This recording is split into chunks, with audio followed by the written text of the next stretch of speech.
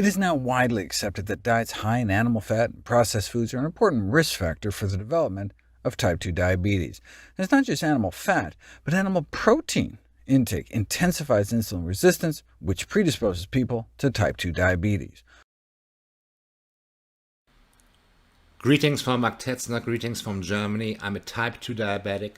I'm saying hi right now because this is my YouTube channel, but I promise that the video that you just started watching will resume in just a moment. That video is not by me, but I do have the rights to post it on my channel, as long as I mention the creator and the channel.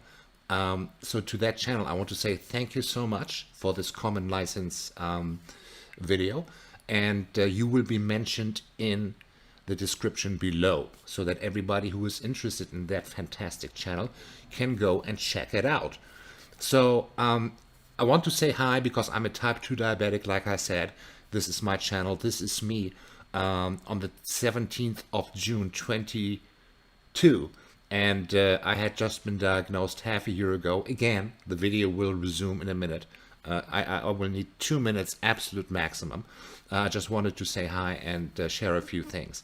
And then there is me on 26th of September 2023. Okay, I'm kind of even slimmer now. I know right now here the light is really bad, but you can see what this does. So I had a horrible surgery back then. I was in the hospital for several weeks, no, for several days, and then in a clinic for diabetics for multiple weeks. And in those clinics, you have to go and take classes. You learn all kinds of things. And I also found, because I got really scared, I had these throbbing and tingly feet and other problems, and it was just getting crazier and crazier. Also partnered with a licensed dietitian, and we put together something quite amazing. You can find that also in the description, also at spikecontrol.com. And now let's resume again with this really cool video, I feel.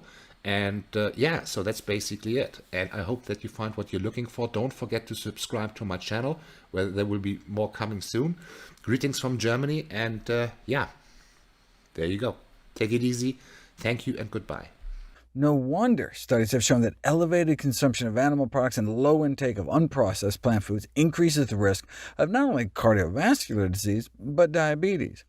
But of all whole plant foods to pick, why choose oatmeal to treat diabetes, which, as I discussed in my last video, was used for the treatment of diabetes before insulin was discovered?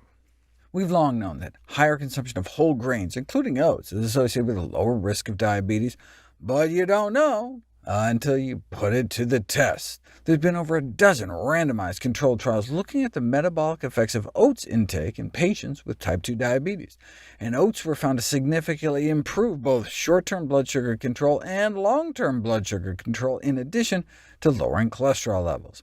We think the benefits arise from a fermentable fiber in oats called beta-glucan, because you can get cholesterol lowering even if you just give the oat fiber straight, as well as an improvement in blood sugar control and insulin sensitivity in both type 2 diabetics as well as type 1 diabetics. How exactly does the fiber do that? Well, we know one of the underlying cholesterol-lowering mechanisms of oatmeal consumption might be its microbiome manipulating ability, in other words, having a beneficial effect on our intestinal bacteria. A little fiber goes a long way. Here they were talking about the anti-inflammatory effects of the short-chain fatty acids that our good gut flora make from fiber. There are dozens of randomized controlled trials showing that types of fiber found in oats and beans can improve long-term blood sugar control in diabetics, in fact nearly double the FDA threshold required for new blood sugar-lowering drugs. Why? Because the gut bacteria selectively promoted by dietary fiber intake can help alleviate type 2 diabetes. In fact, on the basis of 50 distinct bacterial markers of the feces, you can tell who does and does not have diabetes. But change your diet, and you can change your gut flora within 1 day. We feed them with fiber, and in return they feed us right back with these short-chain fatty acids like butyrate that have all these wonderful effects.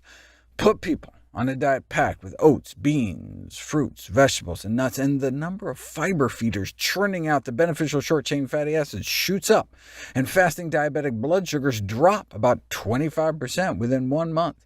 And the more fiber feeders they fostered, the better their blood sugar control. When the fiber-promoted short-chain fatty acid producers were present in greater diversity and abundance, participants had better improvement in their hemoglobin A1c levels, which is a measure of longer-term blood sugar control. Then, before and after fecal transplant studies help nail down cause and effect. The oat fiber itself has been shown to act as a prebiotic, boosting the growth of beneficial bacteria like lactobacillus and bifidobacteria. So between the lack of animal protein, lack of animal fat, and bursting at the seams with prebiotic fiber, it's no wonder that oatmeal diets grew to become part of the clinical routine in the treatment of diabetics.